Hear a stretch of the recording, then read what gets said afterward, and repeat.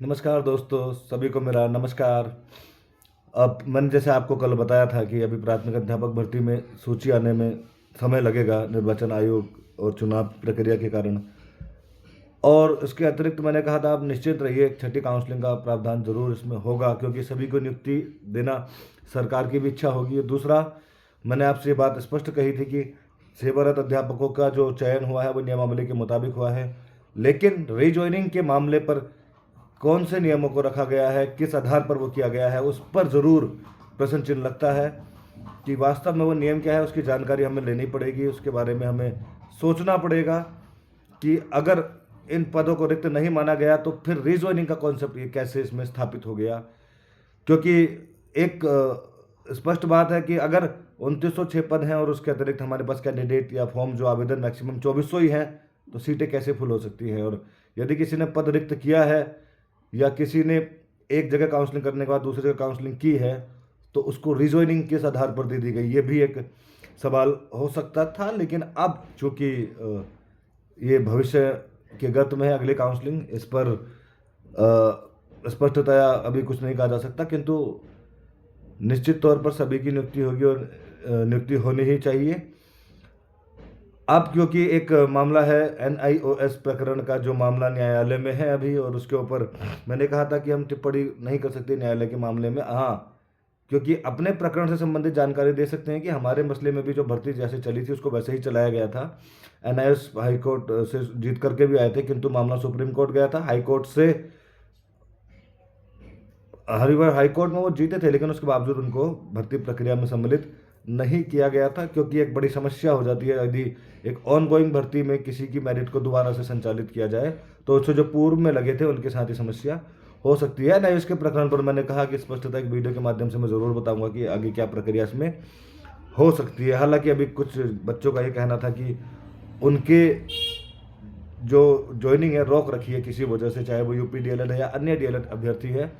निश्चित तौर पर उनके डॉक्यूमेंट्स वेरिफिकेशन के लिए ही ये कार्य किया गया है। हालांकि इसमें बहुत विलंब हुआ, उनको स्पष्टता ये नहीं समझ में आया कि उनको नियुक्ति दी जा रही है नहीं दी जा रही है, या उनको लगता है कि उनका अन्य जनपदों में भी काउंसलिंग से वो वंचित रह गए हैं, किंतु अगली काउंसलिंग होती है उसमें भी उनका नाम आएगा नहीं आएगा, ये प्रश्न अब जाहिर सी बात है, नौकरी सबके लिए एक बड़ा प्रश्न है।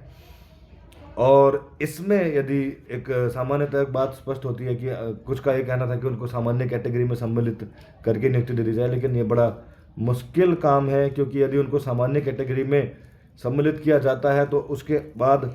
जो सामान्य कैटेगरी का अभ्यर्थी अभी किसी काउंसलिंग में सम्मिलित ही नहीं हुआ, उसकी तरफ से ऑब्जेक्शन हो सकता है कि इनको इस जनपद में सामान्य कैटेगरी में तब तक सम्मिलित नहीं किया जा सकता जब तक कि मेरा इस जनपद में नाम सामान्य कैटेगरी में नहीं आ जाता। तो ये भी एक समस्या है, लेकिन किंतु ये इस पर हम सिर्फ अनुमान मात्र लगा रहे हैं। और निश्चित तौर पर मैंने आपको कहा है कि जल्द ही आप सबकी नियुक्ति हो जाएगी। अभी इसमें कुछ बच्चों का ये कहना है कि अब नई भर्ती का क्या होगा। अभी बहुत से छात्रों के मन में सवाल भी है कि अगला विज्ञापन कब आएगा जिससे वो नियुक्ति पर लग जाए। तो ये वैसे भी विभाग का मामला है, सरकार का मामला है, या रिक्त पदों का मामला है, या कितने कैंडिडेट हैं उसके ऊपर डिपेंड भी करता है, क्योंकि नया डाइट का बैच अब दिसंबर या जनवरी आ चुका है, अब सर लगभग समाप्ति की ओर है, किंतु अभी पुरानी भर्ती प्रक्रिया ही पूर्ण नहीं हुई है। तो पहले तो इसको ही पूर्ण होना पड़ेगा, उसके उपरांत ही दोबारा से प्रक्रिया नई भर्ती की संचालित हो सकती है। किंतु उसके बीच में अभी इसमें मेरा अनुमान है, इसको आप बिल्कुल सत्य भी ना माने, क्योंकि मैं एक अपना अनुमान ही बता रहा हूँ कि इसमें हो सकता है कि अभी नियमावली में बहुत कुछ बदलाव होने बाकी हैं, चाहे वो सेवारत अध्यापकों का मामला हो जिनको अब दोबारा कभी चांस ना मिले दोबारा काउंसलिंग करवाने का, या NIOS यदि इसमें हाई कोर्ट, क्योंकि सुप्रीम कोर्ट से वो जीत चुके हैं, उनको नियम में सम्मिलित होना ही है, तो उनको किस माध्यम से इसमें सम्मिलित किया जाए, या अधिक संख्या होने पर कैंडिडेट्स की यदि आवेदनकर्ता अधिक हो जाएंगे तो उनके लिए एक थर्ड टेस्ट का भी प्रावधान हो सकता है। इसके बारे में मैं ऐसा मानता हूं कि ये मेरा मानना है कि इस भर्ती के बाद एक लंबा समय उसमें लग सकता है, क्योंकि पहले ये भर्ती प्रक्रिया पूर्ण होने में ही अब, क्योंकि फरवरी या मार्च तक ये कंप्लीट हो सकता है, उसके बाद एक नियमावली तैयार होगी नई भर्ती के लिए, फिर अधियाचन मांगा जाता है, रिक्त पदों की संख्या मांगी जाती है, और फाइल अनेक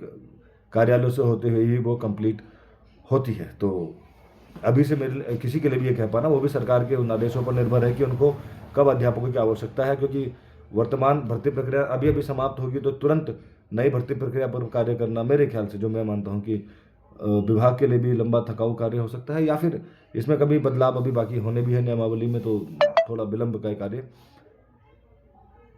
हो सकता है इसमें। ये आप बिल्कुल इसको ये ना समझें कि होगा, अगर जल्दी होता है तो बहुत अच्छा है, बहुत बेहतर है, ऐसा मेरा मानना है। और एनआईएएस का क्या मामला है, क्या प्रकरण है, उस पर मैं एक अलग से वीडियो ज़रूर बनाऊंगा। आपको ये ना पूछे कि कब तक नई भर्ती आएगी, मैं नहीं जानता हूं और ना मुझे इन चीज़ों का सटीक विश्लेषण पता है। ये सिर्फ एक अनुमानित है जो हम बता सकते हैं आपको, कि इसमें थोड़ा समय लगेगा भी। और ये पुराने हिसाब से हम बता सकते हैं कि 2021 में भर्ती आई थी, उसके बाद 24 में आई। अब अगली डेट मैं नहीं बता सकता कि कितना समय उसमें लग सकता है। हम आशा करेंगे कि जल्द ही नई भर्ती आए, आप सभी का उसमें नियुक्ति का प्रावधान हो। फिलहाल कितने रिक्त पद आप विद्यालयों में बचेंगे, ये भी जानना जरूरी है। धन्यवाद।